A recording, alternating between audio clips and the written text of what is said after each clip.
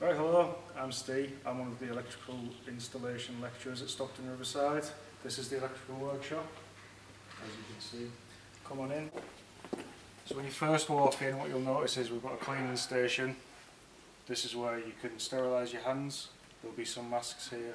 There's some gloves which you can wear. This is the classroom slash practical workshop. So this is the area where we'll be doing the theory-based work. On the outside of the room, these are our bays. This is where you'll be doing all of your practical work. You'll be doing things like single phase lighting circuits, two-way lighting circuits, all the way up to a final assessment at level 2. And if you'd like to see an example of that, in bay 17 here we've got a completed piece of work from last year. We're running a level 1 course this year for the first time.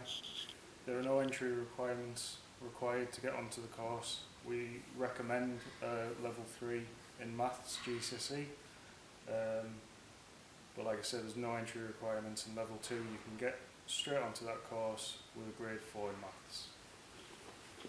Over here we have our tool bay, where we store all of our tools. This is everything you'll be using and learn to use safely during your time in the practical workshop.